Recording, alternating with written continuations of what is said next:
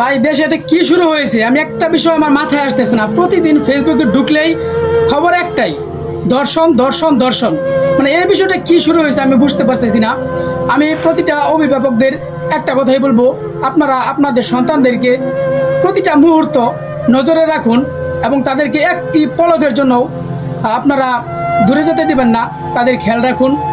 আর আজকে দেশের এই পরিস্থিতির একটাই কারণ, সেটা হচ্ছে মাদকাসক্ত। আমরা দেশ থেকে মাদককে সরাতে পারলেই আমাদের দেশে ধর্ষণ, ছিনতাই এই সমস্ত বিষয় কমে যাবে। তাই আমরা সকলেই একটা বিষয়ের উপর নজর রাখি, যেন আমাদের ছেলেরা আমাদের মেয়েরা কোথায় যাচ্ছে এই বিষয়টার প্রতি আমরা একটু নজর রাখি। তারা কি মাদকে আসক্ত হচ্ছে না কি করতেছে, এই বিষয়টা আমরা একটু বেশি নজর দিই, তাতে আমাদের দেশের ধর্ষণ হয়তো কমে যাবে। আজকে আমি একটা নিউজ দেখলাম যে আমাদের গ্রামের পার্শ্ববর্তী গ্রামেও নাকি ধর্ষণের শিকার হয়েছে, শিশু ধর্ষণ, 4 বছরের শিশু ধর্ষণ হয়েছে। আসলে এই বিষয়গুলো দেখে আমার খুবই খারাপ লাগতেছে এখন।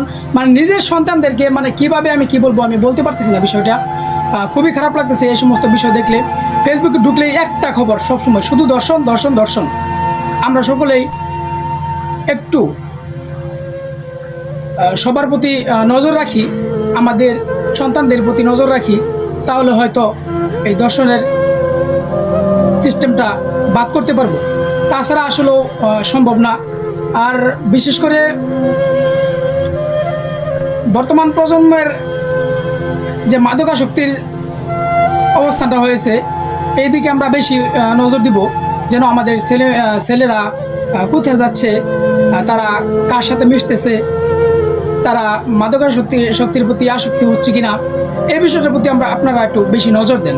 আসলেও একটা বিষয়, ধর্ষণ যে করতেছে তার পরিবার এবং ধর্ষণকারীর পরিবার, দুইটা পরিবারই একদম ধ্বংস হয়ে যাচ্ছে। আমি আপনাদেরকে করজোর অনুরোধ করে বলবো, আপনারা সকলেই নিজের সন্তানের প্রতি নজরদারি হন এবং এই সমস্ত বিষয় থেকে যেন আমরা দূরে থাকতে পারি, এই বিষয়টা একটু বেশি লক্ষ্য করবেন। ধন্যবাদ।